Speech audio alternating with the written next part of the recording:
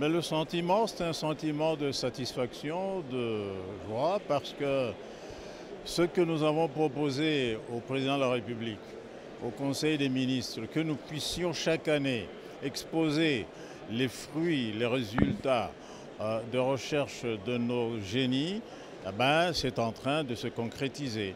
Et donc nous devons retenir que la tradition vient d'être inaugurée, que chaque année nous allons organiser un forum du génie scientifique congolais.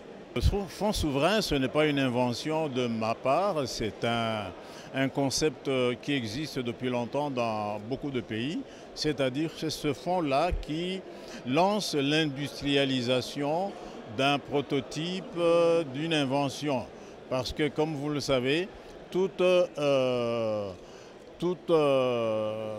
prototype, toute invention, avant qu'il devienne un produit industriel, passe par une sorte de phase pilote. Cette phase pilote-là, généralement, ce ne sont pas des industriels qui, eux, sont des financiers, ce sont des hommes d'affaires qui supportent. C'est l'État qui doit supporter les risques éventuels.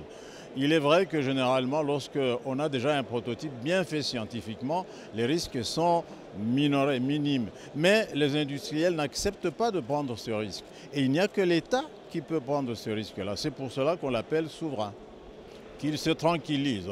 Ceux qui ont été régulièrement enregistrés l'année passée pour recevoir médailles et primes, eh ben, ils ne l'ont pas reçu médaille et prime parce que nous avions un problème financier qui n'a pas été résolu à ce moment-là et qui reste une dette. Cette dette-là est versée dans cette édition-ci et nous faisons un effort avec la Première ministre pour que ceux-là, d'ailleurs, soient les premiers à être récompensés. Donc, ils se tranquillisent. Ce qui vient d'ailleurs n'est pas meilleur ailleurs, parce que c'est seulement au Congo qu'on dit que ce qui vient d'ailleurs est meilleur. En Belgique, en France, aux États-Unis, on ne dit pas que ce qui vient d'ailleurs est meilleur. C'est parce que nous n'avons pas l'habitude de consommer nos propres produits. Retenez bien qu'avant l'indépendance, nos ancêtres consommaient leurs propres produits. Et ils ne disaient pas ce que vous venez de dire là.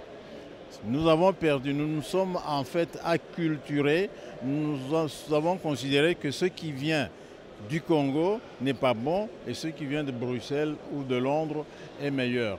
Nous devons inverser cette mentalité parce que c'est cette mentalité qui fait que nous dépensons nos réserves en devises pour aller chercher des produits étrangers qui ne sont pas nécessairement toujours qualitativement meilleurs que les nôtres. Nous démarrons, nous ne pouvons pas rester fermés scientifiquement. La science est ouverte. Un scientifique congolais, un technicien congolais doit dialoguer avec le technicien chinois, belge, américain pour s'améliorer, pour améliorer son prototype. Donc nous démarrons d'abord pour conscientiser le Congolais qu'il a aussi une capacité de faire comme l'Américain. Mais une fois que nous aurons atteint suffisamment de capacité en termes de prototype, nous allons sûrement aller dialoguer avec les autres qui sont plus avancés que nous pour que nous puissions davantage améliorer nos prototypes. Voilà.